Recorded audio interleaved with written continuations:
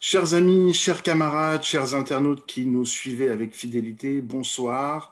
Nous avons pris l'habitude de partager avec vous de façon spontanée et informelle des réflexions, des histoires, des causes, des actions ou des personnes qui nous intéressent. Nous aimons vous présenter nos humeurs, nos inspirations parce que Chajoum, c'est les camarades qui composent le mouvement, mais aussi eh bien, tout ce qu'il y a autour, les livres que nous vous présentons régulièrement, les films, les lieux, les groupes de musique, les artistes, les idées, les gens, et bien sûr vous, sans qui le mouvement ne serait pas en mouvement. Aujourd'hui, nous avons le plaisir de recevoir Simon Abkarian, auteur, comédien, acteur et émetteur en scène que vous connaissez très bien. Il a joué dans de nombreux films qui ont marqué les Arméniens de France. Je pense à Aram, des films de Robert Guédiguian, comme L'Armée du crime, dans lequel il incarne un personnage que l'on aime beaucoup à Chajoum, qui est Misak Manouchian, Une histoire de fou, Voyage en Arménie, mais aussi Ararat d'Atom Egoyan, dans lequel il est Achille Gorki, le célèbre peintre arménien. Sa filmographie est longue et je n'ai personnellement pas assez de culture pour m'y aventurer trop loin. On peut citer ses films avec Cédric Clapiche, Ce qui me meut, Poisson rouge, Chacun cherche son chat, ni pour ni contre, bien au contraire.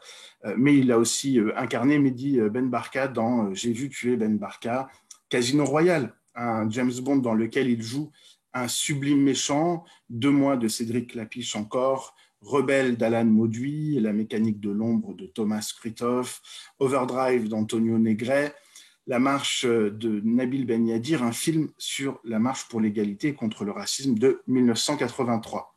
À la télévision, dans Les Beaux Mecs, qui pour moi est un chef-d'œuvre, c'est un plaisir personnel de le citer, l'immanquable Kaboul Kitchen pour tous les gens de ma génération, le colonel Amanoula est incontournable. Des doublages aussi, dont Maître Kobayashi dans Usual Suspect.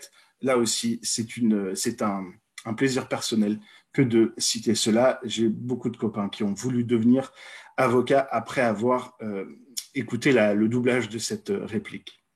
Au théâtre aussi, et surtout, où il a débuté dans des mises en scène d'Ariane Nouchkine au Théâtre du Soleil, beaucoup de Shakespeare, Une bête sur la lune, pour lequel il obtint le Molière du meilleur comédien, en tant que metteur en scène et auteur aussi. On peut évoquer ici Pénélope au Pénélope, Le dernier jour du jeune, L'envol des cigognes, Au-delà des ténèbres, Électre des bas-fonds, pour lequel il est distingué par le Molière du théâtre public, qui vient s'ajouter au Molière de l'auteur francophone vivant et au Molière du metteur en scène d'un spectacle de théâtre public.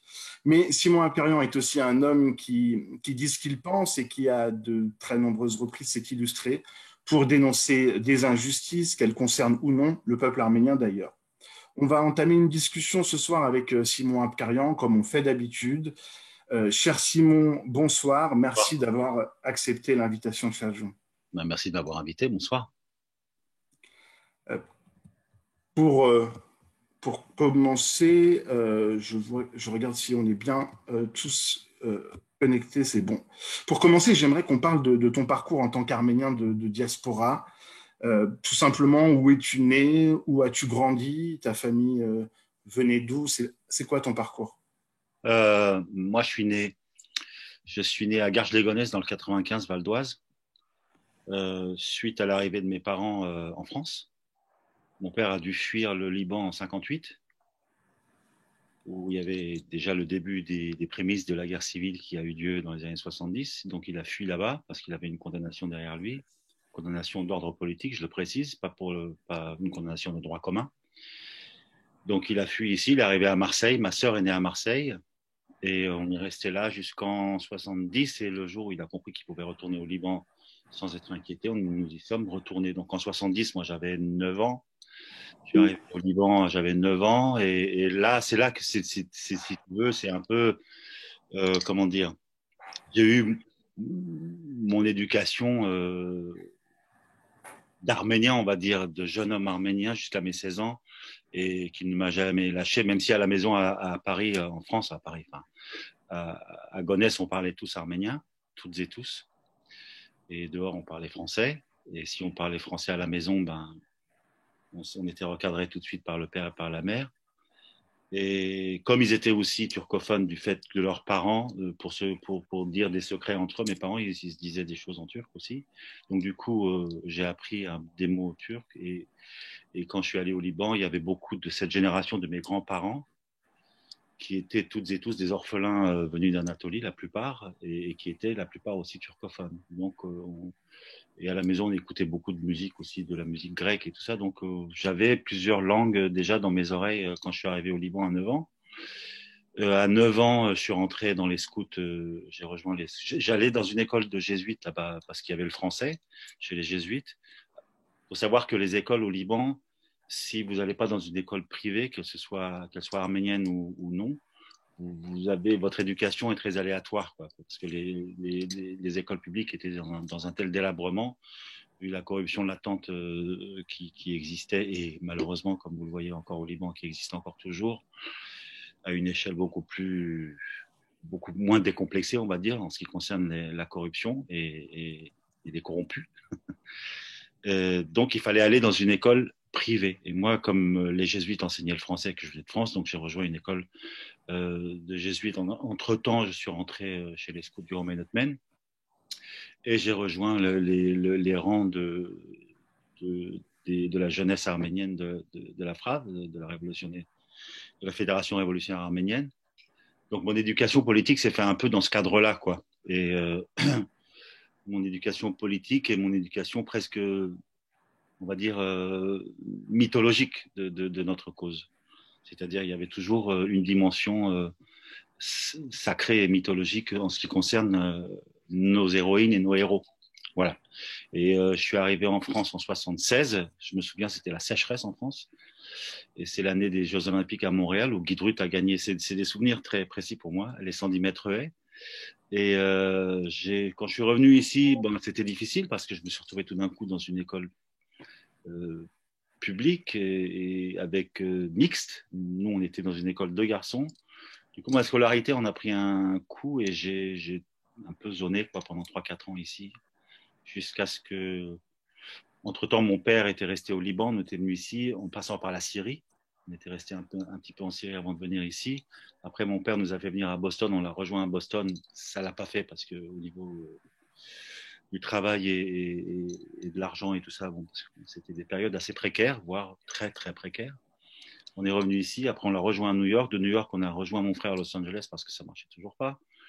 Et en 1984, j'ai fait un stage de théâtre là-bas avec un des membres du Théâtre du Soleil qui m'a proposé de revenir ici. Je suis rentré dans la troupe du Théâtre du Soleil en 85. Voilà, pour un peu dire schématiquement la chose sans m'attarder enfin, plus loin, parce que bon, c'est pas plus intéressant ou moins intéressant que la vie d'un Arménien autre que moi qui a dû quitter une zone de guerre dans les années 70. Quoi. Puis les destins ont été absolument dévastés par le fait de cette migration forcée, quoi. C'est important quand même parce que ça a du sens pour la vie des gens, tout ça. Et puis on a l'impression, peut-être que je me trompe, hein, mais que tu as fait de ce parcours, de tes origines, on va dire une force, un supplément d'âme dans ta vie artistique. Mais je parle en termes de pluralité, parce que finalement, tu parles de France, de Gonesse, du Liban, de Boston. On voit que c'est quand même assez divers. Il y a plusieurs mondes là-dedans. Et puis, j'ai l'impression que ça a été un supplément pour toi, pour la suite. C'est-à-dire que c'est une richesse, même si le livre de la connaissance, de cette connaissance entre guillemets que j'ai, c'est un livre qui est inscrit dans les plaies, dans mes plaies, dans les plaies de ma famille, dans les douleurs, dans les moments catastrophiques de ma famille et par extension de mon peuple. Euh, mais à l'intérieur de ça, on a toujours essayé de pratiquer, de préserver l'espace de joie. Quand on est arrivé ici, on vivait sur la Nationale 20 dans un petit appartement tenu que nous louaient des Arméniens de France. Bon, pas très sympa, il faut dire ce qui est. Et on vivait à 5 dans un appartement pas très salubre, quoi. Et du coup, on a arrêté. Moi, j'ai arrêté mes études, ma sœur aussi. Mon petit frère était très petit, il avait 4 ans. Donc, ma sœur s'est occupée de mon frère. Ma mère allait au travail, j'allais au travail, j'ai arrêté l'école. Et mon grand frère aussi allait au travail. Donc, on avait 3 salaires qu'on ramenait à la maison et on mettait ça en commun. C'est-à-dire qu'on pratiquait un petit peu un socialisme, voilà, de fait, quoi. Qu'on n'avait pas Ouais, d'autre choix de partager nos petits salaires et de pouvoir survivre comme ça. C'est-à-dire que ma mère nous interdisait de nous inscrire au chômage, elle nous interdisait de voter. Bon, on n'était pas français à l'époque, mais elle disait bon, il faut pas, parce que nous, on se considérait comme invités dans ce pays, qu'il fallait absolument pas déranger de quelque manière que ce soit, quoi. Ça, c'était la mentale de ma mère. C'était on va... C'est intéressant, je rebondirai sur, sur cette mentale dont tu parles. Et finalement, ces conditions, est-ce qu'elles ont contribué à te rendre, à te faire te sentir encore aujourd'hui proche finalement des délaissés, des personnes en situation de pauvreté, de difficulté, ben, d'injustice? ben, il y a deux choix. Soit on oublie d'où on vient, qui on est, et on se renie, et on vit une vie voilà, de mensonges. Soit on continue à évoluer fièrement là-dedans, parce que j'aime le mot fierté, mais pas forcément quand il est associé à une nationalité ou autre, mais la fierté d'être encore ce qu'on est, d'essayer de continuer à être ce qu'on est, et du coup, de reconnaître ce qui est juste, ce qui est injuste. C'est un petit peu une malédiction, parce que et aussi une bénédiction, c'est-à-dire de voir ce que les gens auraient tendance à ne pas vouloir voir et de le voir et de le souffrir quelque part, parce que c'est pas seulement de voir les choses, c'est aussi parfois on se retrouve devant des injustices devant lesquelles on est impuissant et impuissante, quelle que soit notre condition sociale ou ethnique, on va dire. Parfois, c'est comme devant un corps malade. Ma mère, quand on était petit, elle avait des problèmes de cœur et on était impuissant face à ça parce qu'on n'était pas médecin. La seule chose qu'il nous fallait, c'est d'avoir suffisamment d'argent pour pouvoir la traiter comme il se devait, quoi. Et ce problème d'argent, on y reviendra parce que c'est quand même un outil qu'il ne faut pas dénigrer ni rejeter, mais au contraire, quand il est bien usité, on va dire, à bon escient et bien et partagé comme il se doit et investi dans les endroits qui ont besoin de cet investissement, il est juste cet outil, il est indispensable. Tu m'excuseras, c'est un peu décousu parce que quand tu dis les choses, j'ai envie de rebondir. Tu disais, tu sais, tout à l'heure, tu montrais tu laissais entendre euh, un parcours finalement, un parcours de migration, un parcours d'immigré, même si tu reviens en France en fait, mais bon, là, on voit bien de quoi tu parles. Et j'ai l'impression qu'il y a un rapport assez bizarre en France avec cette question migratoire, une relation un peu conflictuelle entre le phénomène national et ce qu'on peut appeler l'autre, l'étranger, l'originaire d'eux. D'ailleurs, tu as régulièrement pris position sur le sort de ce qu'on appelle aujourd'hui les migrants, ce qu'on appelait avant les sans-papiers. Au milieu de cette hystérisation de la question des étrangers, on Mm. parle souvent des Arméniens comme un modèle d'intégration. Qu'est-ce que ça t'inspire, ce concept de modèle d'intégration? C'est de la merde. On est d'accord. C'est de la merde. C'est juste c'est comme si quand tu sors d'un spectacle et tu dis cet acteur était bien, mais l'autre était pas très bien. Juste au lieu de dire tout le monde était bien et tout le monde est légitime et tout le monde a besoin d'encouragement et d'attention et de dresser une immigration contre une autre, je trouve ça mais absolument abject et dégueulasse, quoi. Donc moi je veux pas envie, j'ai pas envie de me retrouver dans la situation du premier de la classe étranger sage qu'on caresse dans le dos avec une petite tape derrière la tête en disant c'est bien, surtout bouge pas et comme ça et d'être comme ça exposé comme une bête de foire sur la scène de notre monde en disant voilà, voilà, eux, c'est des gens bien et vous, vous êtes des. Non, ça marche pas comme ça. Parce que nous, quand on est venu, il faut juste pas oublier qu'à Marseille, on était rejetés par des maires et des institutions d'État qui disaient les Arméniens, c'est des voleurs, c'est des lépreux, c'est des je sais pas quoi, c'est des pouilleux, je sais pas quoi.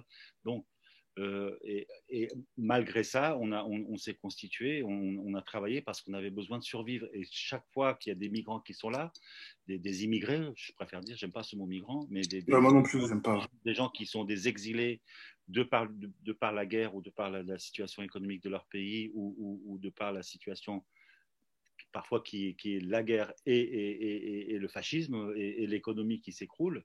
Et il y a des pays dont on pourra parler tout à l'heure qui sont en passe d'être dans cette catégorie-là. Moi, je ne vois pas, ici, on nous les montre comme des ventres vides et des gens qui sont là pour prendre notre boulot et tout ça.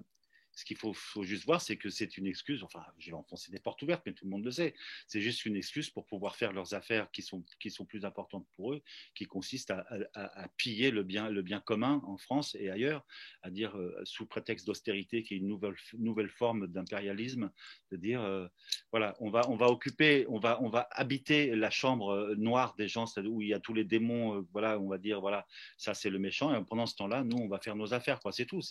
Après, est-ce qu'il y a comment dire, une discussion à avoir saine là-dessus? Ouais, sûrement, il y a sûrement une question saine à avoir là-dessus. Mais si on remonte à la source de cette migration, on va se rendre compte qu'on y participe. En tant Bien que... sûr, bien sûr. Ben, ouais, ben, Et surtout qu'en plus, modèle d'intégration, on pourrait faire une émission entière sur ça, parce que on a eu nos braqueurs, on a eu nos révolutionnaires, on a eu nos séditieux, on a eu ça aussi j'allais dire comme tout le monde, parfois même plus que certains autres.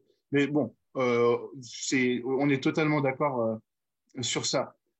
J'aimerais revenir un peu sur ta vie de comédien, d'acteur, sur la manière dont tu vois les choses. Bon, les gens te connaissent hein, comme un artiste. Je le disais, tu as tourné dans de très nombreux films. On est près de 100 films, je pense. Et en tant que comédien, tu as, je pense, des centaines de représentations à ton actif. Pourtant, souvent, pas tout le temps, hein, bien sûr, et heureusement, tu peux être présenté comme un acteur ou un comédien d'origine arménienne, comme si, je dirais pas, comme si c'était moins bien, mais en tout cas différent. Par exemple, on ne dit jamais de Vincent Elbaz, avec qui tu as fait des films, qu'il est un acteur d'origine marocaine. Je sais que tu as la chance d'assumer pleinement qui tu es, tu l'as dit tout à l'heure, et c'est pas un problème, au contraire. Est-ce que ça te gêne parfois qu'on accole souvent comédien d'origine arménienne derrière Simon Abkarian? moi, j'aimerais qu'on discute de l'origine et de l'arménité et ce qu'on appelle l'arménité machin. Bon, ça, c'est une autre discussion qu'on pourra avoir tout à l'heure. Mais non, là, il y a une contradiction. Enfin, il y a une contradiction chez les gens qui décident, qui te disent, et c'est avec l'avènement de Sarkozy, qui crée le ministère de l'intégration, hein, si je ne me trompe, c'est lui qui l'a, Ouais, et qui dit désormais vous devez vous dire l'identité nationale. de l'identité nationale et de l'intégration, et vous devez vous considérer comme français, sauf que pendant 30 ans plus tôt, ceux à qui ils s'adressent, ils se sont fait défoncer la bouche et la gueule et ils n'ont pas trouvé de travail parce qu'ils s'appelaient ceci, parce qu'ils s'appelaient cela. Et tout d'un coup, on leur dit, bon, ça, il faut oublier, maintenant vous êtes français. Et c'est-à-dire, ça veut dire quoi dans leur tête, vous êtes français? Ça veut dire aussi, vous devez nier l'autre part de vous. Vous devez nier ce que vous êtes. Moi, je suis polyglotte. Du fait historique de mon peuple, je suis devenu polyglotte. J'aurais dû parler qu'une seule langue, l'arménien. Peut-être j'aurais même pas dû naître parce que mes grands-parents, certains étaient d'Elzelou, mais de l'autre côté, ils étaient du Moussadar, du Moussaler. Donc mes grands-parents, déjà, ils n'étaient pas censés se rencontrer au Liban. Bref. Mais dire que de souligner constamment mon origine, il y a une contradiction à l'intérieur parce que je ne suis pas tout à fait à l'image voilà, qu'on se fait d'un Français. Et être Français aujourd'hui, je ne sais pas comment l'entendent certains de nos amis ou certains de nos ennemis politiques, nos adversaires politiques, mais pour moi, d'abord, être Français, c'est être lié à une idée, à une utopie qui consiste à dire on va créer un mode qui s'appelle la démocratie. À l'intérieur de ça, on va inventer des lois qui défendent le plus grand nombre. Et de cette utopie-là, on va essayer de créer une harmonie qui s'appelle le bonheur. Voilà, je schématise un peu, mais pour moi, c'est ça. Et de l'autre côté, tout d'un coup, de dire, sachant que pendant tant d'années, dans les années 50, 60, 70, il y avait des bureaux qu'il y avait au Maroc et en Algérie où on recrutait des gens et ils essayaient de recruter des gens qui étaient pas très, qui étaient en fait analphabètes pour pouvoir les exploiter et les rendre corvée à merci dans les usines de Panhard, de Peugeot, de Renault et dans la sidérurgie et dernièrement dans les années 70 dans les mines de charbon.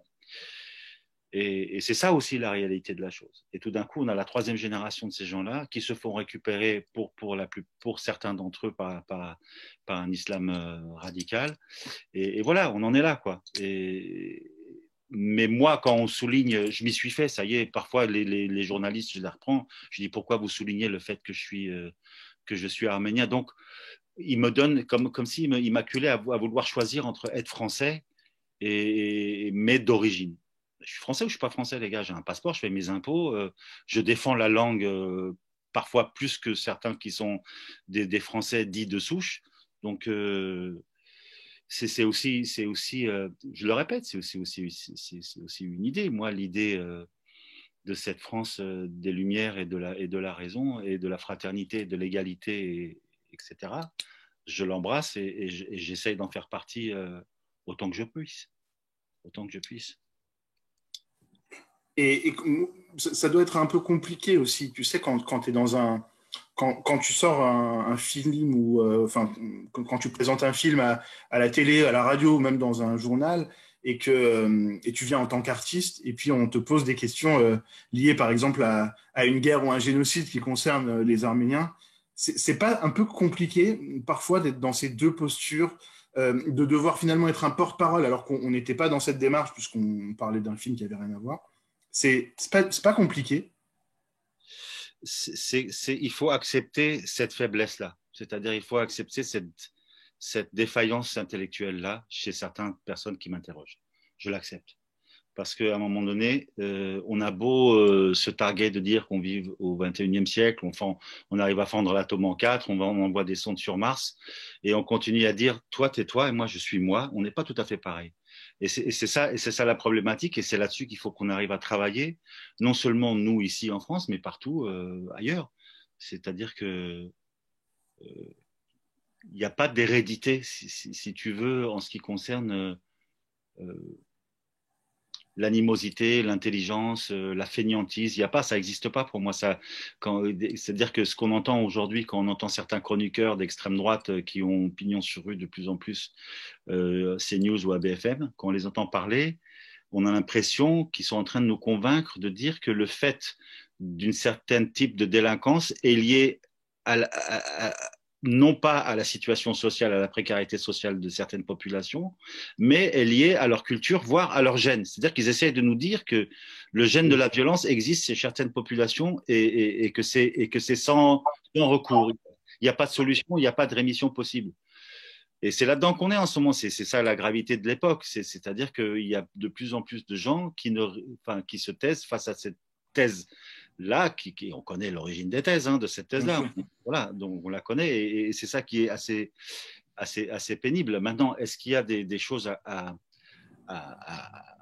questionner, à remettre au centre de nos discussions en ce qui concerne certaines pratiques politiques liées à une religion donnée? Oui, on peut en discuter, bien sûr qu'il faut en discuter. Mais pour ce qui concerne la France, en ce moment, moi, ce que je vois, c'est juste une manipulation des esprits. Et pareil pour vendre la bouffe ou pareil pour les vaccins. Tout d'un coup, on te dit non, mais pas ce vaccin, l'autre. Et j'aimerais bien savoir dans 15 ans, quand les dossiers vont sortir, comment ils se sont tapés la bourre, les différents laboratoires, pour avoir le marché pendant que nous, on est en train de crever, quoi. Tu vois ce que je veux dire? Bien sûr. Donc moi. Tu sais, c'est le deux poids, deux mesures aussi. Hein. Tu parlais de religion, en l'occurrence l'islam, pour citer la religion qui est au centre de toutes les polémiques en France. Je ne vois pas la même pugnacité à attaquer l'islam quand il s'agit du Qatar et l'Arabie Saoudite sur les plateaux télé que quand c'est pour taper du mec qui habite dans le 9-3 ou tu vois. Et pareil pour la violence. On va parler de la violence, la violence du délinquant, celle du marginal, celle du défavorisé socialement. en tout cas cette délinquance-là. Mais par contre, la violence euh, euh, à plus grande échelle, celle de la colonisation, celle de l'impérialisme, etc., on en parle beaucoup moins, comme si elle était beaucoup plus froide et déguisée, alors que c'est une forme de violence quotidienne pour des tas de gens sur cette planète. Et ça me fait une petite transition un peu tirée par les cheveux, mais tu verras que non, sur la guerre d'Artsakh. On a souvent dépeint les Arméniens qui essayaient de résister contre une guerre génocidaire comme des violents, alors qu'en réalité, la violence, elle venait d'ailleurs, elle venait de ceux qui attaquent, ceux qui essayent de poursuivre une idéologie de mort. Euh, et finalement, ça a été presque un avantage qu'on te ramène à tes origines, parce qu'on t'a au moins donné une parole qui était, la parole arménienne était quasiment inexistante dans les médias, il y avait un silence qui était terrifiant, en tout cas moi je l'ai vécu comme ça. Moi aussi. Cette guerre, toi, au-delà de la question médiatique, hein, bien sûr, mais elle fait partie du problème, parce qu'on tue en silence et c'est toujours mieux, et puis on fait de la propagande pour camoufler ses crimes, tu connais ça, on connaît ça bien les Arméniens. Tu as vécu comment cette guerre, toi, cette guerre d'Artsakh de 2020, cette récente guerre? Voilà, le dire en deux mots, c'est difficile. J'étais comme un. Je reprends l'exemple de ma mère. Tout d'un coup, je me retrouve impuissant face à un grand corps qui est en train de dépérir, qui a besoin de soins et je ne sais pas quoi faire. Alors, c'est de ça que j'aimerais qu'on parle. C'est-à-dire que maintenant, je pense que nous, en tant que peuple, je ne parle même pas de diaspora ou des gens qui vivent dehors ou dedans, je m'en fous de ça, on est un peuple. Parce que les États d'Azerbaïdjan ou de Turquie, quand ils envoient leurs mercenaires ou leurs armées sur le terrain, ils ne font pas la différence entre un Arménien du Liban, un Arménien de Marseille, un Arménien de Yerevan ou de l'Artsakh. Ils les égorgent, ils essayent de les tuer autant qu'ils peuvent. Quoi. Ils ne font pas la différence. Donc nous, je pense qu'il faut qu'on se constitue comme une seule entité, non pas comme deux entités, et qu'on arrive à anticiper ce qui va venir, parce que ça va revenir. Parce qu'il y a quelque chose depuis les massacres hamidiens de 1894-96 jusqu'à maintenant qui est la même logique. Donc, ce serait se mentir que de se dire ça va pas recommencer. Maintenant, je pense que c'est très bien d'envoyer des dons, c'est très bien de s'organiser en temps de guerre, mais je pense qu'il faut qu'on anticipe et que nos comptes en banque, nos arsenaux, nos hôpitaux soient dotés de ce qu'il faut pour parer à toute pas éventualité, parce que malheureusement, ça va recommencer à au prochain round, quoi. Voilà. Et du coup, ce qui se passe aujourd'hui, bon, bien sûr, j'étais triste d'être impuissant. J'ai fait le peu que j'ai pu, j'ai essayé de le faire. J'ai essayé, voilà, j'ai écrit quelques tribunes, j'ai parlé dans les cercles qui sont proches de moi de cette problématique-là. Ce qu'il faut arriver à faire maintenant, c'est de s'organiser et anticiper. C'est l'anticipation. Et la seule chose qui nous a fait défaut, maintenant, quand la grande polémique qu'il y a, on dire le coupable, c'est Pachinian, bon, il y a la responsabilité, elle va être partagée en tout. Le premier coupable, ce sont les Turcs qui nous ont attaqués. Il faut pas maintenant, il faut arrêter de dire, il faut qu'on arrête de se tirer les cheveux les uns les autres. Ceux qui nous ont attaqués, c'est eux. Ceux qui désirent nous tuer jusqu'au dernier, c'est eux. Donc, il faut se dire une chose. Après, moi, ce que j'aimerais, peut-être que je rêve, c'est qu'il y ait une commission d'enquête, non pas pour trouver le coupable, mais pour améliorer une commission d'enquête qui remonterait à 20 ans plus tôt et voir quel était l'état des lieux, notamment, par exemple, dans l'armée. Quel était l'état des lieux au point de vue armement et au point de vue chaîne de commandement et traitement des soldats dans l'armée. On a vu qu'avant l'arrivée de Pachinian, il y avait ce fameux général Sambel qui, chez lui, avait des tigres et il nourrissait ces animaux et que tout le monde, du coup, savait. Le gars, il était dans le cercle de ce gouvernement-là qui était de Serge Sarkisian. J'en ai presque oublié son nom tellement j'aime pas le dire. Et du coup, donc les gens savaient cet état des lieux. Ils savaient le détournement d'argent de masse qu'il y avait. Donc, ce serait bien de faire une commission d'enquête et comprendre ce qu'on a fait, ce qu'il ne faut plus faire. Il y a des choses très simples qu'il ne faut plus faire. Déjà, il ne faut pas détourner l'argent. Ça, c'est déjà une chose. Mais, tout pays normalement constitué a un service de renseignement. On savait très bien que les gens achetaient des armes, des drones et tout ça, qu'ils amassaient des armes. Qu'est-ce qui s'est passé? Pourquoi on n'a pas... Voilà, moi j'aimerais savoir, en tant qu'Arménien, j'aimerais savoir ce qui s'est passé et j'aimerais comprendre comment on peut améliorer ça. Pour dire ce qui nous a fait défaut, je pense, c'est l'argent. C'est l'argent et c'est là-dessus qu'il faut qu'on réfléchisse. Il faut qu'on inonde l'Arménie d'argent. Oui, bien sûr. Alors, il faut trouver les structures justes parce qu'il y a une telle défiance qui s'est installée aussi entre nous et les autres, c'est-à-dire les autres, ceux qui sont censés diriger ce pays. C'est-à-dire que partout où tu soulèves, à un moment donné, tu dis, bah, est-ce qu'on est sûr, le mec, il est corrompu, il n'est pas corrompu, il est corrompu, il n'est pas corrompu. Cette question, elle devrait plus se poser. Et ça, c'est la maladie due au fait non démocratique de notre pays, quoi. C'est tout. Voilà. Et Pachinian, on peut dire que c'est de sa faute, parce qu'on a toujours besoin de quelqu'un. Et Dieu sait si il est discutable, le garçon. On peut discuter de ses actes et de son attitude de presque, comment dire, narcissique, quoi. Oui, bien sûr. Ouais. Quant à l'exercice du pouvoir, on peut discuter de tout ça. Mais c'est connu depuis l'âge de pierre, on a toujours besoin d'un coup à poser sur la pierre sacrificielle et satisfaire les frustrations du plus grand nombre. Est-ce que c'est la bonne tête à poser sur un bio? Est-ce qu'il faut en poser une? Déjà qu'on n'en a pas beaucoup, est-ce qu'il faut en poser une? Je ne sais pas. Mais ce qu'il faut, c'est que nous, en tant que diaspora, on arrête de réfléchir, de penser comme tel et qu'on se mêle de ce qui n'est pas supposé nous regarder, c'est-à-dire les affaires internes de l'Arménie. Comment faire? C'est clair, non, mais c'est clair. Tu sais, tu parlais du jeu des responsabilités, et effectivement, le fait que l'État turc s'est construit sur la haine des Arméniens et sur la volonté de destruction des Arméniens, c'est la principale cause de cette situation, et on est d'accord. Tu parlais de l'oligarchie et de la corruption, et finalement du régime antidémocratique précédent, bien sûr. Franchement, on ne peut pas se développer en 30 ans si on n'a pas les meilleures conditions. Tu parlais de l'argent, effectivement, mais je te rejoins totalement.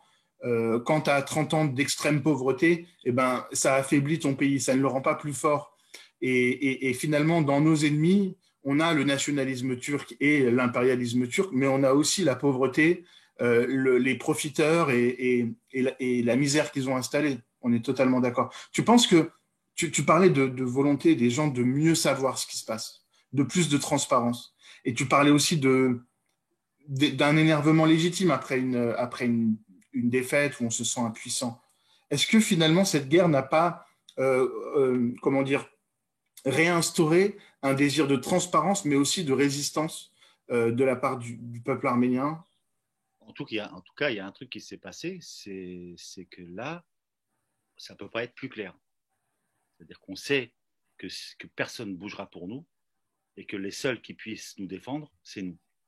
Ni la France, ni les États-Unis, encore moins l'Angleterre, parce qu'on sait que, voilà, on sait qu'en sous-main, les services secrets anglais ont beaucoup aidé les Azéris. Voilà, on sait que les Géorgiens, on sait ce qu'ils sont à la botte des Turcs, voilà, et que c'est comme ça qu'ils ont bloqué le matériel qu'on envoyait via la Géorgie, qu'ils ont bloqué. Les gouvernements, du moins, ouais, bien sûr. C'est de ça que je parle. Ouais, bien sûr. C'est absolument de ça que je parle. Et même si, pour revenir sur cette histoire de gouvernement et pas le peuple, il faut savoir que c'est quand même la moitié du peuple turc qui a élu Erdogan.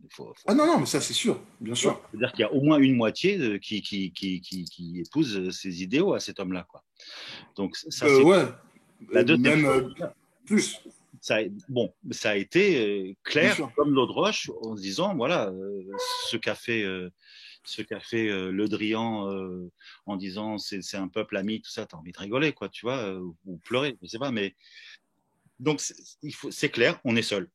Et c'est-à-dire qu'on est seul parce qu'on représente aucun intérêt vis-à-vis des autres. On n'a pas de mer, on n'a pas de pétrole, on n'a pas de gaz. Donc il faut trouver comment nous rendre nécessaires, comment nous rendre en tant que pays Donc, la première chose à faire, c'est avoir des institutions fortes, que l'Arménie paye ses impôts, que les oligarques payent leurs impôts ou rendent ce qu'ils ont volé sous forme d'impôts. Et parce qu'il y a des oligarques qui sont des gens, enfin voilà, il y a des businessmen, des businesswomen qui vont faire leurs affaires. Voilà, pas si illicitement que ça, des gens qui se sont démerdés, ils ont fait fortune, très bien. Mais là, il s'agit de nos gouvernants, tout d'un coup, les mecs, il arrive au bout de Ouais. 30 ans, il est multimilliardaire, quoi. Tu dis, bon, le mec, au départ, il vendait des clopes, quoi, sur le front. Donc, Mm. des paquets clopes, il vendait au combat. Donc, tu dis, bon, il y a un problème. C'est-à-dire que l'éthique.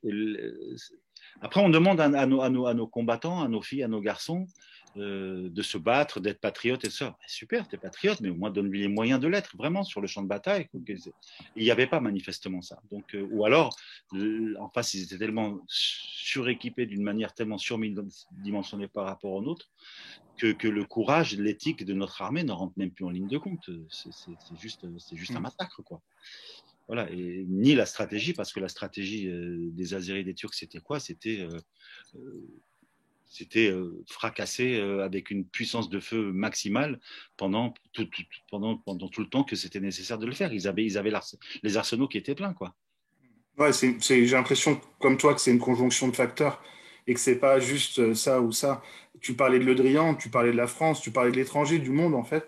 Euh, je, j'ai l'impression qu'on est revenu au temps ancien, Kholimian League, etc. Donnez-nous des armes. Votre amitié, elle ne nous sert à rien, en fait. C'est clair. Quand les gamins ils sont au front, c'est plutôt de force qu'ils ont besoin et pas de mots, de déclarations symboliques. Par Et exemple, finalement, il y a une lettre de soutien qui a tourné pendant la guerre. On a fait signer plein d'artistes, des amis artistes, Robert, Guédiguian, moi, Serge, on a fait signer des gens. Et une grande partie d'entre eux ont reçu des mails.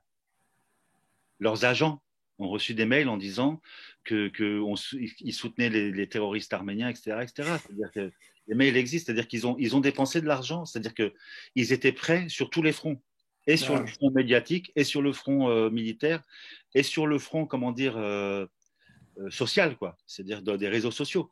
Donc, après, ils vont dire non, c'est nous qui les avons attaqués, c'est-à-dire que il y a cette schizophrénie qui consiste à dire c'est eux qui ont commencé, on laisse pas de traces, c'est pas nous, il n'y a pas eu génocide, il y a pas, et le peuple dit libre, le monde dit libre ne réagit pas, parce que le monde dit libre aujourd'hui, il réagit seulement à une chose, aux transactions financières, c'est tout, voilà. bien sûr, c'est l'inversion accusatoire. C'est ce qui consiste à faire passer la victime pour le véritable coupable.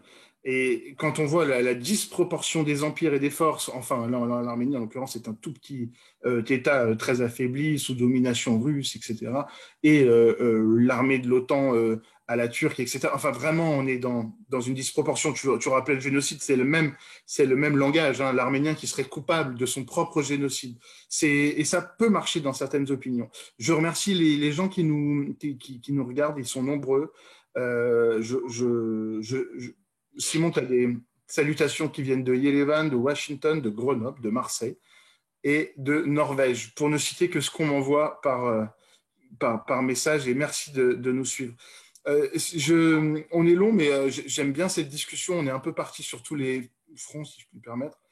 Euh, J'aimerais qu'on revienne un peu au cinéma pour légèrement. Mais en fait, on va revenir sur des sujets un peu politiques, tu verras. Et quoi qu'on fasse, on y reviendra au sujet politique, parce que quoi Bien qu'on sûr. fasse aujourd'hui, ça converge vers ça. Je voulais parler un peu de tes rôles. Ouais. Euh, bon, tu as une filmographie immense et à la fois, même le béotien comme moi peut voir qu'il y a une identité artistique très marquée quand même. Est-ce qu'il y a des rôles que tu refuses de faire ou des rôles que tu préfères? euh, Hmm. Alors, je parlais de tu vois, par exemple, Misak Manouchian, nous, c'est un personnage qu'on aime. Quand on a vu que ce film sortait, on se disait, voilà, enfin, un hommage à la hauteur du personnage. Et quand tu incarnes ce genre de personnage-là, je pense qu'en tant qu'acteur, avec les convictions qui sont les tiennes, ça doit être important. extrêmement. C'est-à-dire que les petites inquiétudes d'acteur que j'essaye depuis le début de ma vie d'éviter, C'est-à-dire, est-ce que j'ai été bon, est-ce que j'ai pas été bon, tout ça. Là, la question ne se pose même pas. Ça se joue tout seul. Il faut juste dire les mots qu'il a écrits. Et voilà. Et puis, il y a Robert Guédiguian qui est en face, qui est un homme. Parce que souvent, on dit beaucoup, oui, ce metteur en scène dirige les gens, ou il dirige pas assez les gens, tout ça. Robert, il dirige pas les gens. Robert, il travaille avec les gens et la conviction des gens et l'âme des gens.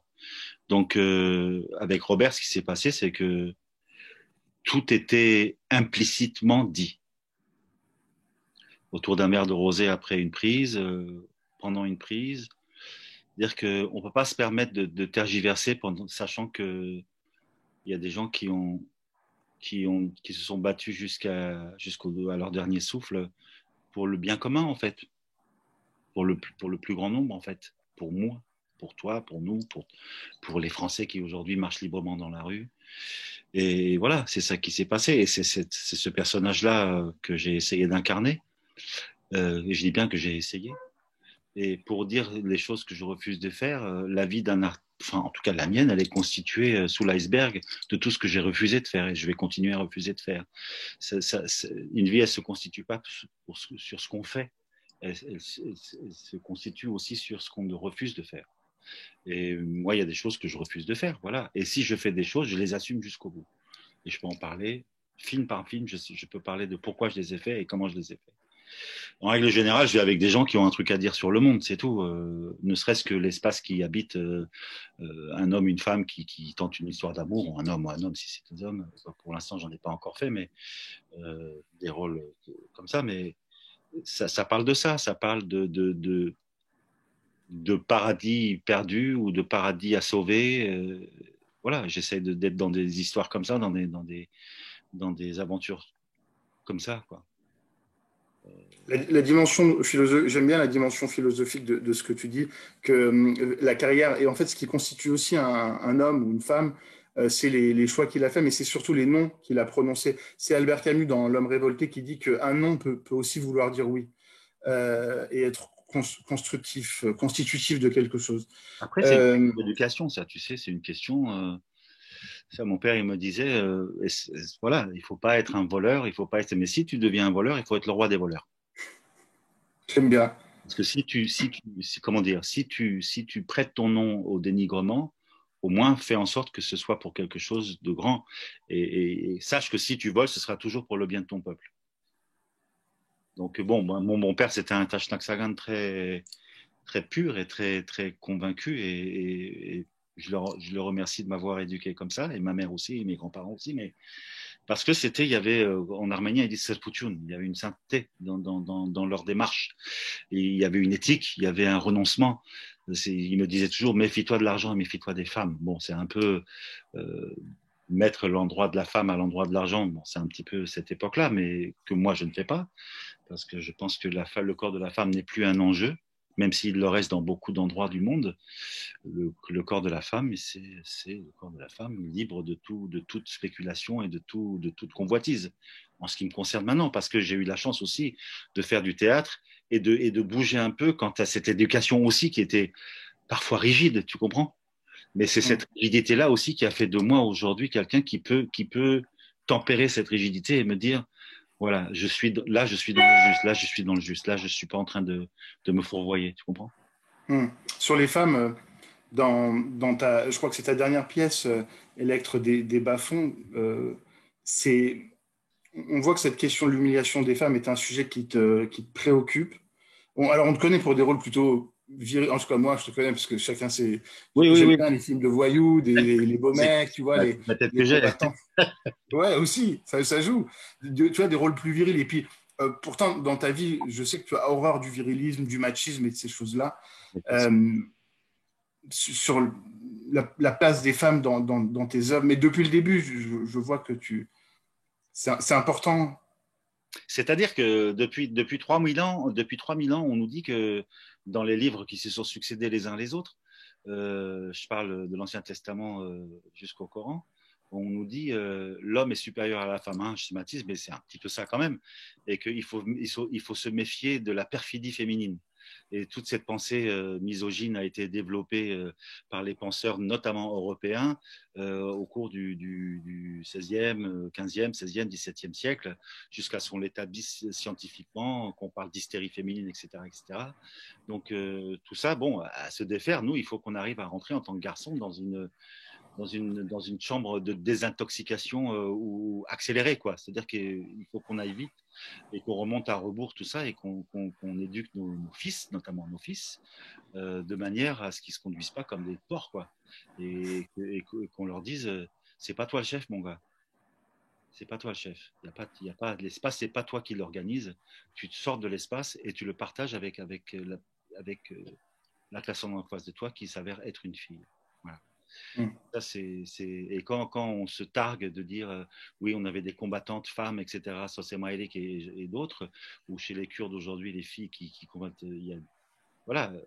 Et en France, on est encore en train de se poser la question de la parité, c'est-à-dire qu'on marche sur la tête, quoi. C'est-à-dire que les Kurdes qui sont censés être un peuple de là-bas, comme ils disent ici, tout d'un coup, cette parité-là, elle n'a même plus lieu, elle existe aussi bien politiquement, militairement que socialement. Et ici, en France, on en a encore à combattre pour des salaires qui ne sont pas égaux pour le même travail fait, quoi. Donc voilà. Tu parlais de ton père tout à l'heure. Et de manière générale, j'ai l'impression que l'héritage, pour toi, c'est quelque chose, je parle de l'héritage philosophique, historique, ça a quand même une importance, une assise, une structuration de ce que tu peux être, et même par rapport à la façon de s'en défaire aussi, hein, bien sûr. Euh, quand tu fais des films qui concernent les Arméniens de près ou de loin, tu vois, euh, est-ce que c'est pas, comment dire, est-ce que les gens n'ont pas du mal à se voir dans les films? Enfin, je veux dire, est-ce que c'est plus difficile d'apprécier une œuvre? Tu sais, il y a beaucoup de gens qui disent ce qui va nous sauver, nous les Arméniens, c'est un grand film sur le génocide. Moi, je ne suis pas d'accord avec eux, hein. Et les mêmes vont te dire, dès qu'un film sort, ils vont te, ou les mêmes et d'autres d'ailleurs, hein, vont te dire, ah mais non, ça s'est pas passé comme ça, c'est pas comme ça, moi je l'aurais fait comme ci, comme ça. Mais Et ils vont... ça, il y a plusieurs raisons pour ça. C'est-à-dire qu'il ne faut pas leur en vouloir à nos Arméniens, parce on est psychiquement dérangé du fait de la non-reconnaissance du génocide de la part de l'État turc. C'est-à-dire qu'on tourne en rond dans une chambre noire et à se dire on va faire comme ci, on va faire comme ça, et le monde n'y participant pas, c'est-à-dire qu'on est devenu la reconnaissance de notre génocide aux États-Unis, en Israël ou ailleurs, est devenu un enjeu politique plutôt qu'un fait historique. Donc nous, on se dit, non, le film d'Atome Eurian, c'était pas un bon film. C'est un très grand film, l'Atome, le film d'Ararat qu'il a fait, très intelligent. Et je pense que je ne pense pas qu'il faut faire un film sur le génocide arménien. Il faut faire des centaines de films sur le génocide arménien, comme il y en a sur la Shoah, parce que les gens, parfois, ils me disent, pour reparler de ce que tu disais tout à l'heure, oui, non, mais le génocide des Juifs, on en parle beaucoup, et pas, je dis, stop, mon gars, c'est pas comme ça que tu vas arriver à me consoler. Le fait de parler de la Shoah, c'est pas fini, et ça va pas être fini. Il faut continuer à en parler d'une manière ou d'une autre. Et nous, il faut qu'on arrive à sertir de tout, à assiéger, si tu veux, le fait de cette négation, le négationnisme, à l'assiéger de tel, parce que quand tu parles de cinéma, c'est quoi? C'est un champ de bataille, l'imaginaire. C'est là-dessus qu'il faut qu'on se batte. Aussi. C'est pas seulement sur le champ de bataille concret de l'Artsakh ou le champ de bataille virtuel des réseaux sociaux, mais le champ de bataille.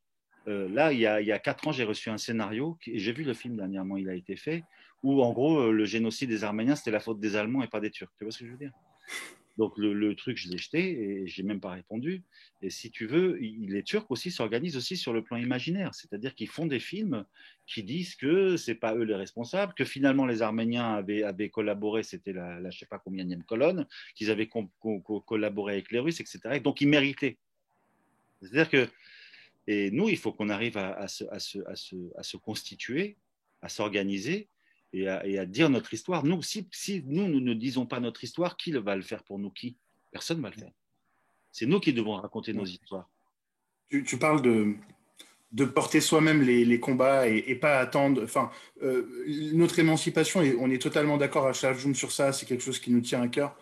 Notre émancipation, elle ne viendra pas d'un tiers libérateur, elle ne viendra pas d'un sauveur. Je reviens à un autre film qui, moi, m'a personnellement beaucoup marqué, qui m'a beaucoup plu. et je trouve il est fort, surtout quand on le regarde 2 fois ou 3 fois. C'est une histoire de fou de Guédiguian. Tu joues le rôle de ce papa un peu perdu, je parle tout au contrôle, hein, mais entre deux époques, voyant sa mère traumatisée par le génocide, son fils crier vengeance dans un contexte bien particulier qui est celui du début de la période Azala. Je voulais te poser la question, parce qu'on discute. Tu penses quoi de ce moment de l'histoire arménienne, de cette génération qui a décidé on parlait tout à l'heure de l'homme révolté de Camus, de oui, non, de dire C'était non. inévitable. C'était inévitable. C'était inévitable. C'était inévitable. Quand tu étouffes, quand on te met la tête sous l'eau, la première chose que tu fais, c'est de respirer. Et si tu trouves une pierre sous l'eau pour frapper la main qui te maintient sous l'eau, tu fracasses la main et tu sors la tête de l'eau. C'était inévitable. Je ne sais pas comment dire d'autre, c'était inévitable. Après, est-ce qu'on peut discuter des actions, etc. Ce n'est pas le moment de le faire, mais après, comment ça a évolué, le mouvement, comment il a évolué, etc. etc. Mais cette chose de malheureusement, je vais te dire un truc. Moi, j'en veux aussi à l'État turc aussi. Pourquoi? De me pousser à me réjouir de la mort d'un homme. Je m'en suis réjoui, moi. Et tu vois, et je leur en veux Hmm. je leur en veux d'avoir provoqué en moi cette joie.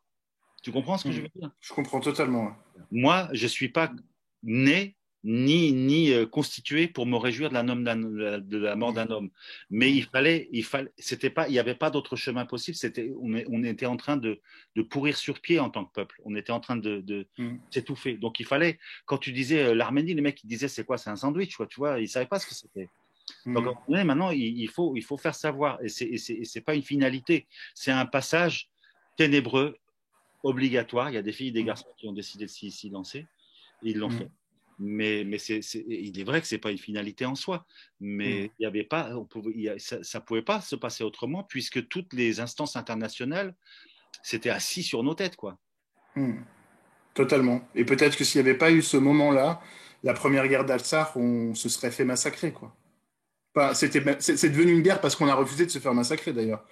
Pour remettre les choses dans leur contexte. Hein. Et parce qu'il y avait aussi des garçons et des filles qui, malheureusement, avaient fait leurs armes déjà au Liban, quoi. Bien sûr, totalement, bien sûr.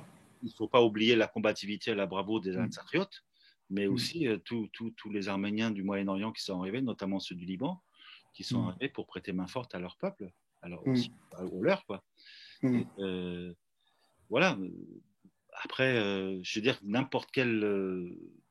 Nous, on travaillait ici dans un atelier de chaussures dans les années 80 quand j'étais en France avec mon beau-frère. Il y avait un Arménien de Beyrouth, il n'y avait pas de papier, il travaillait avec nous, et est arrivé l'inspecteur du travail. Et pas de papier. Et mon beau-frère a dit si vous vivez quelque part aux États-Unis et qu'il y a un Français qui est à la rue, si vous le prenez pas, vous le sauvez pas, nous on le sauve. Nous on sauve nos compatriotes. Mais il dit maintenant mettez-moi une amende. Donc voilà, c'est cette mentale-là aussi. C'est parce qu'il y a cette mythologie de dire oui, les Arméniens ils s'entre-déchirent entre eux, oui, mais ils s'entraident aussi entre eux. Ils s'entraident aussi entre eux. Et puis on a une lignée de héros et d'héroïnes voilà, qui à un moment donné viennent te hanter. Les Kevosh Chavouch, Bien sûr, les Antranig, Annick, tout le monde. bien sûr. Voilà, Sosé Maïrik, tout ça. Tout, bon, voilà. Raït Jork, et j'en passe. Bien Mais sûr, même des gens du quotidien qu'on aurait pu croiser et qu'on s'est dit. Et tu sais, il y a des gens qui, dans cette, pas notre génération, mais la génération avant la mienne et avant la tienne aussi, des gens qui étaient des bombes à retardement psychologique aussi. Je pense à Kulken Yannikian, que tu dis, on n'avait pas le choix de faire ça. C'était presque inéluctable. Kulken Yannikian, soit il se suicide, soit il tue. Et en fait, il fait un peu les deux. Euh, et c'est ça aussi, tu vois, c'est ça aussi où je leur en veux, c'est de m'amener à me réjouir de l'idée de la mort, quoi. bien sûr, Moi, j'ai bien été sûr. constitué pour me réjouir de la vie, non pas de la mort. Après, s'il faut combattre, on combattra et il faut combattre. Mais notre but ultime, c'est pas la guerre. Et quand tu dis ça, ils pensent que tu as peur. Tu comprends ce que je veux dire? Ouais, c'est ce que Montemelkonian disait en habit militaire en train de se rendre à Maldakir, qui disait faire la guerre, c'est pas réjouissant, c'est comme nettoyer les toilettes, mais il faut que quelqu'un le fasse. Et ils l'ont fait et ils ont continué à le faire en 2020 parce que sinon c'était encore des massacres. Je on a parlé beaucoup de choses. J'avais encore envie de parler de deux choses, mais je pense je ne sais pas si on va avoir le temps d'en parler. Si, je voulais savoir, mais on en a parlé déjà. Dans quelques jours, c'est le 24 avril. Mm. C'est un jour comment pour toi? C'est quoi? Tu le vis comment cette journée? C'est une journée comme les autres? C'est une journée, elle a un sens particulier pour toi ou... Écoute, l'oppression du peuple arménien, c'était pas le 24 avril, mais c'est important d'avoir une date euh, de, de commémoration, c'est-à-dire de non-oubli. C'est pas autre chose que ça. C'est-à-dire que Mm, nous, on sait très bien que ça a commencé bien avant le génocide. bien sûr. Et donc, mais je pense que j'aimerais bien qu'on n'oublie pas cette date, mais j'aimerais bien qu'on se réunisse maintenant sur des dates qui racontent aussi des victoires. Qu'on célèbre autre chose que... Parce qu'on parle de résilience, tout ça, machin. Moi, je préfère la combativité à la Mm, résilience. Et on parle de nationalisme. Je préfère le patriotisme éveillé au nationalisme effréné. Et je pense que tout participe à ça, les écoles, le fait de parler arménien, le fait de danser arménien. Moi, j'ai eu des mails d'insultes au début de la guerre en disant l'Arménie, c'est pas seulement les keftes et les berecs. Il fallait que je réagisse au bout du deuxième jour, que je lâche alors qu'il fallait que je réfléchisse à ce que j'allais dire à Le Drian. Tu comprends? Ça m'a pris un certain nombre de jours pour écrire cette lettre, cette tribune. Et c'est vrai qu'il y a une impatience chez les nôtres, et cette impatience peut se traduire voilà, en colère, voire en insulte. C'est pas grave, ça c'est pas très important. L'important c'est que quel est le geste qui va nous réunir. Par exemple, nous on est en train de réfléchir sur un projet avec nos amis, avec Robert et tout ça, de lever d'argent mais pérenne. Tu vois, c'est-à-dire qu'il faut qu'on arrive à se réunir en un geste, nous tous et toutes, en un geste qui puisse nous rendre responsables mm, de notre destin. Et c'est pour mm. ça que je pense, après, il y a cette défiance-là quant aux différents organismes qui dispatchent l'argent.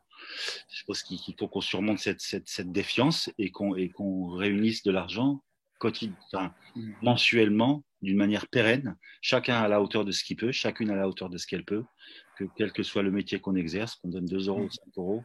Mais ça, on va essayer de le mettre sur pied bientôt et puis on va en parler plus Ouais, tard. plus sur du développement que de la charité, quoi.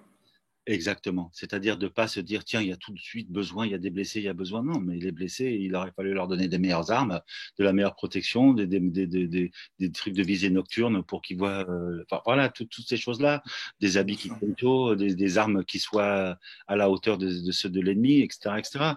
Et franchement, quoi, si on arrive à s'organiser et à s'impliquer chacune et chacun là-dedans, on peut arriver comment dire, à changer le cours de cette histoire qui semble être fatidique et pas autrement pour nous. Elle n'est pas fatidique, elle n'a pas à être fatidique, l'histoire qui nous concerne et qui nous fait. Quoi. On peut Mm, aussi être les actrices et les acteurs depuis Buenos Aires, depuis Beyrouth, depuis Los Angeles, depuis Paris, depuis Lyon, depuis Boston, depuis Kiev, depuis Moscou, depuis...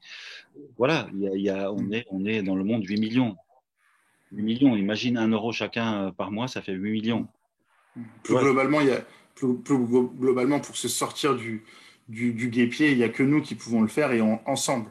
et c'est-à-dire que la seule chose qui nous fait défaut, c'est l'argent. C'est-à-dire que le savoir, de par nos connaissances et la dissémination qu'on a et la pratique qu'on a dans chaque pays, on l'a, la connaissance, on a les chercheuses et les chercheurs, on a les entrepreneuses et les entrepreneurs, on a les gens qui travaillent dans le monde de la banque, on a les ingénieurs en pétrochimie, on a les grands cardiologues, on a tout. On a tout. Et le courage, je ne te raconte même pas. C'est Xénophon qui disait les, les, un, les, les Arméniens, ils se battent pas comme des héros, c'est les héros qui se battent comme des Arméniens. Donc cet héroïsme-là, on l'a, mais l'héroïsme, ça suffit pas. Il faut que Mm, nous, on soit les garants des vies de nos jeunes filles, de nos jeunes garçons qui bien sont sûr. sous les drapeaux et qu'on leur fasse Mm, arriver l'argent. Après, les intermédiaires, il faut qu'ils soient mm. fiables.